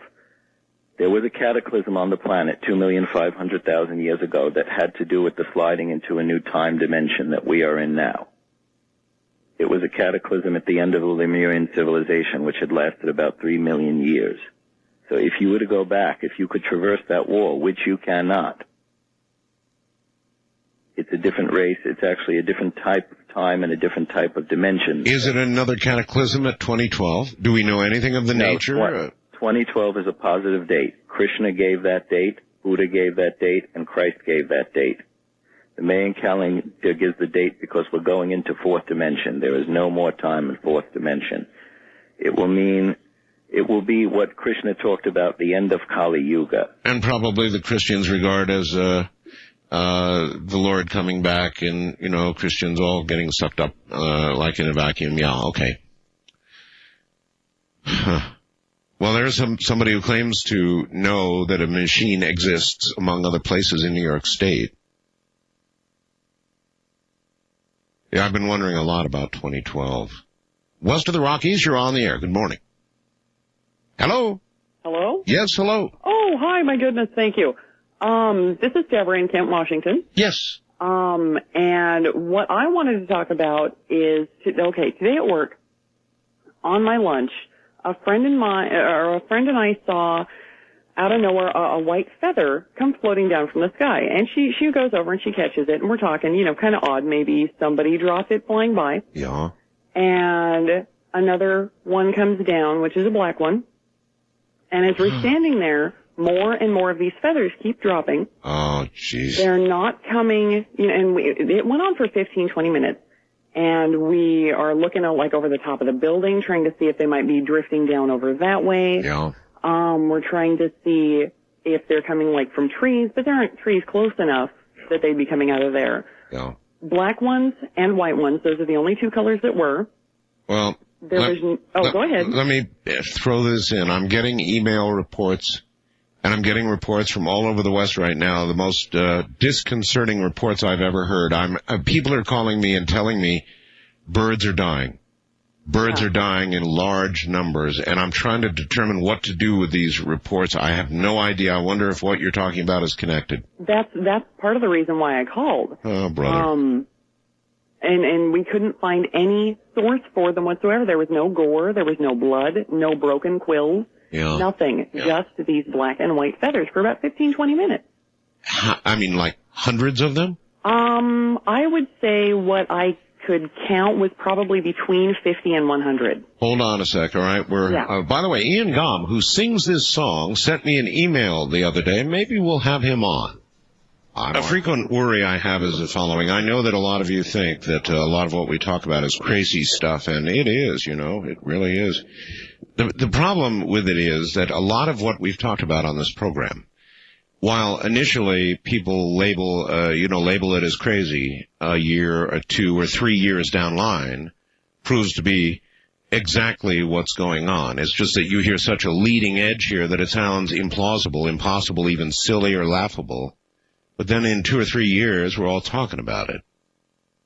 That's the problem. When you chuckle and laugh and say, "Whoa, crazy stuff on that program." Crazy today, true tomorrow. You're back on the air again, up in Washington. And so you see, I've been getting all these emails and all these contacts about dying birds. And so then hearing about feathers, black and white feathers dropping from the air out of nowhere, that's a troublesome thing for me. Yeah, it was really kind of creepy. I keep having to kick my mother out, because she wants to listen to the radio in here, and I told her no. So she's huddling in the back room, and she pointed out. Your mom also saw this? No, actually not, Mom. She's the one that got me addicted to you. Say hi, Mom. Yeah, hi, Mom. What she pointed out is that, I guess I was saying black and white feathers, but it's actually specifically black feathers and white feathers. Gotcha. And the 2 that I have that I brought home, I have one that's the white one is probably about 7 inches long, and the black one is maybe 5.5. It's not like down, it's not, these are from all over different parts of the bird. There was no blood anywhere, there were no, pieces, nothing. The only thing that came was those feathers. And 3 times in my life, I've been flown, I guess cruised, you could say, by owls. Just out of nowhere. Once was when I moved back up here from Oregon. Once was just before we got evicted. Oh no, those are the only 2 I can think of. So then I see this, and this really kind of tripped me out after, those kind of close experiences there. Yeah. All right, I didn't know if you would have thoughts or not. I have thoughts, and I thank you. I don't know. My thoughts are that maybe we're on to something here that, if true, obviously would be really bad. When I begin to get a lot of email and a lot of communication on something as odd as this, I pull back a little bit and I sort of wait and see if it seems real or whether there's a piling on going on out there or whether it's a real phenomena we're talking about. And I'm at that stage with all the communication on this subject that I've been getting. I can't yet tell you that I understand what's going on, but I can tell you that before this call, I was closely following this story in terms of how much communication I'm getting on it. It's a worrisome amount, that I'll tell you. First time caller line, you're on the air. Good morning. Yes, Art. Yes. How you doing? It's Don from Georgia. Georgia, all right. Yes, sir. I just want to relay an experience I had, I guess about 6 years ago. I was working a job where I was working from 6 in the evening to 6 in the morning. My kind of job. Well, I usually got home around 6:30, and I usually did the same thing when I walked through the door. I will put my lunch container on the counter, go to the front door and turn the porch light off, go in and kiss my wife and take my shower. The routine. Yeah, routine, just about every day. And this particular morning, when I got home, I went through the routine and I went to go kiss my wife and she wasn't there. So I said, So I went to the den and she was behind the door. And she looked very frightened. And I asked her what was wrong with her. Yeah. She said, you were here 30 minutes ago. Oh, okay. Oh, really? The thing with it is, she heard me come through the door, and she heard the lunch container hit the counter. Right. And she waited a while, and I didn't show up in the bedroom, so she walked around the house looking for me and calling my name. And it frightened her because I wasn't there. Of course. And then you're telling me 30 minutes later, you came home for what you considered to be the first time. Right. And she's totally freaked out behind the door. That's correct. And it puzzled me for a while. But the strange thing happened sometime, it was a few months this year. Her and some of her teacher friends went to see the movie Vanilla Sky. Yes.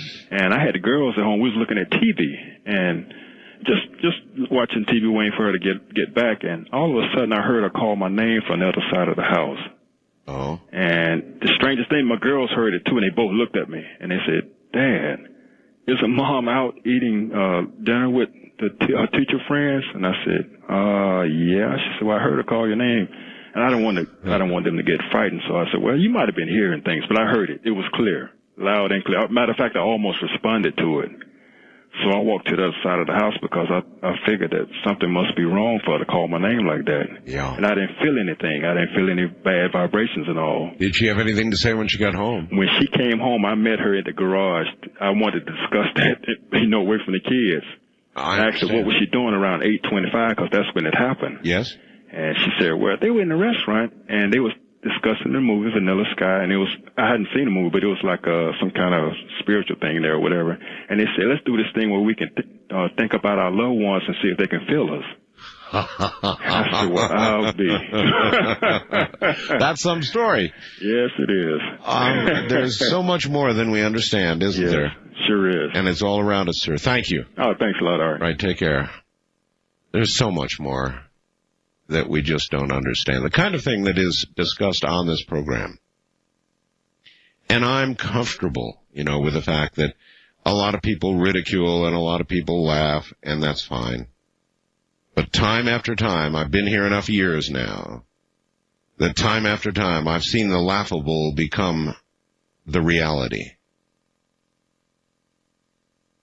So if you want to hear what's discussed nowhere else, at least some good percentage of which has the possibility of becoming absolute reality, this would be the place. And why it's not done in more places, I don't know. Wildcard line, you're on the air. Hello. Yeah, hello, Art. This is Tim. I'm calling from Illinois, listening on WLAC. Yes, sir. On the chronovisor, you made the statement that you could see anywhere from the present on back into the past, was it correct? Actually, it went further than that. From the investigative journalist who wrote the book, we found out they saw into the future as well. Bearing in mind this is a priest, bearing in mind this is a man who was adept at physics and was consulting with others who claimed that he also saw into the future, just experimentally. They saw a bank robbery, they reported it to the police before it happened, and they stopped it. So, past and future. Well, if you could see on a specific person or location a second into the past or the present, wouldn't that be the ultimate in surveillance? Yeah, of course. The ultimate in surveillance. Well, you got to wonder, sir, if our government had a time machine or access to one and saw what happened on 9/11, why did it happen? Yeah. And you said it could destroy the Vatican made the statement of do evil. I mean, if you talk, Big Brother, if everyone could be watched with no equipment except from a central location, any specific person or location at times in the past or present, anytime they wanted to. Well, Father Ernetti warned, quote, that the machine can produce universal tragedy. His words, right. Universal tragedy. Now, what do you think he meant by that? It's a lot of possibilities on how it could create tragedy. Universal tragedy. That's a big word, universal tragedy. That implies to me that you could change something that would result in everything that we know to be universally, suddenly untrue or changed. Right. Who was the guest that died? That he had the novelty theory. Terence McKenna. Yeah, I remember his 2012 when one of his theories was that's when everything happens at once. All time travelers. That's right. No, that is in fact what Terence said. Yeah, you're absolutely right. Very, very good. I very much appreciate the call, sir. Thank you. That's what Terence said. Terence McKenna. Oh, Terence. I wish you were still here. Terence McKenna's one of the brilliant minds of our time. Terence McKenna was you know what? I really should go back and ask the network to replay one of the McKenna shows for the modern audience that hasn't heard it. You know, it's been some years now, and Terence did some programs that were really inspiring. I mean, absolutely inspiring. He had a brilliant mind. I should go back also and interview Terence's brother. But I really should bring one of those programs forward and replay it. East of the Rockies, you're on the air. Hello. Art? Yes. Oh, it doesn't make a noise. Your electronics is so good and you don't hear that sudden noise. That's right. It's called The Next Step. Boy. Okay, an honor and a pleasure, and thank you very much for your show. It really helped my mental state quite a bit when I had a very strange experience about vortexes. What happened is I was walking my old collie dog, and it was around railroad tracks, and it was around dusk. Yes, sir. And I noticed that the dog was about 20 feet ahead of me, and she veered off to the side. And, you know, the dogs walk with their nose straight to the ground. I would always laugh and say, poor thing, if we ever took her out in the woods, she'd walk right into a bear without seeing it. And I noticed sort of like the air seemed to be almost like jelly, and it started like like it thickened, and then it was sort of circular. And I see these, I said, I must be imagining this. So I walked past, but I did walk to the side like the dog did. What I saw was, it looked like horseflies making a circular motion like a whirlpool and going straight into the ground. I said, oh no, I've got to be seeing bumblebees coming back because it's dark. But these things were way too big to be bumblebees. And now, this was along with, you said the sky like turned to jelly. The sky, no, just the area around there, Art. In other words, your vision became like, it was dusk, all right. But beyond that, the air seemed to thicken in that general area, almost like jelly-like. You see, it was kind of in Louisiana, in New Orleans, we have a lot of fog. Right. And humidity. And when it gets dusk, if the humidity's high like that, and you have, fog roll, come in, and it becomes very misty. But watching these, I guess you would call them insects, but they were silent. You can usually hear a bumblebee even if it's flying slowly. Yeah. Of course. And like I said, they were bigger than those big black horseflies. And these things were circling? They were circling and going into the ground. Into the ground. In other words, the circle was kind of wide, and then there weren't millions of them. There were maybe 30 or 40 of them that I could think of. But something like this happens to you, and you're trying to say, "Am I going nuts or what?" And it's got to be bumblebees because they nest in the ground. I keep telling myself that. And then by the time I get home, I said, I said, I'm either cracking up or I've seen something horrible and evil or whatever. What the heck? What is this? Now, you had a guest on, an elderly man, who wrote a book. I think the thing was only about $12. And this was about 8 or 10 years ago. And he spoke of vortexes, and he said he and his wife used to go to it and through them and visit, the Yeti. And one of the things that surprised you when he mentioned that, this was known by one of the president, forget the president in 1924, was not Harding, it was I think Coolidge.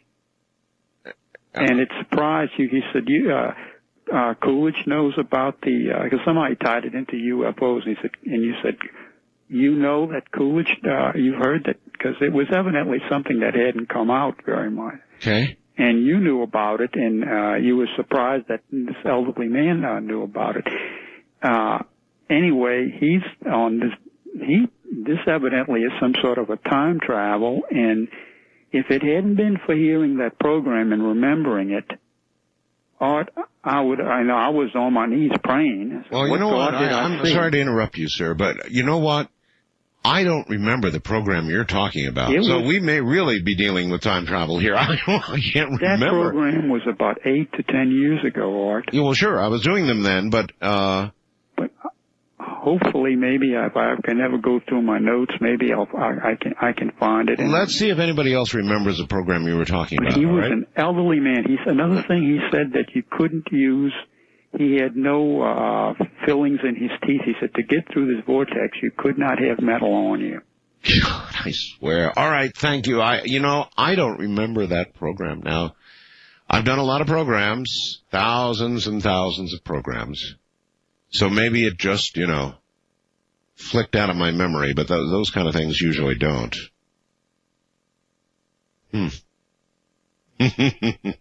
Interesting. First time caller line, you're on the air. Hello? Yeah, hi. Hi there. Where are you, sir? I'm in Calgary, Alberta. My name is Doug. Okay, Doug. And I'd like to sort of put forward a little bit of a thought for your listeners to think about. Nature itself is continuous. You get sound waves, you get light waves. You bet. The only breaks that there are within these waves are because we don't have, let's say, instruments to measure them yet. We didn't know that microwaves existed until we had something that could detect them, and then that's true. That filled in that gap.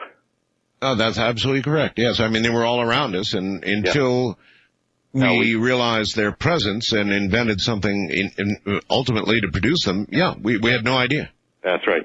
Now, we take a couple of flashlights, we shine them at a wall, and when they overlap, they increase the brightness of that light. Correct. And let me just back up a little bit. You may be aware that some manufacturing plants now, they have computers that generate a counter wave, if you will, to deaden the noise. Noise canceling, it's called, yes. Yeah. And so now we shine a couple of flashlights at a wall, they get brighter. Right. Now if we take those lights, we pass them through a prism, so it splits the light up into its various components. Yes.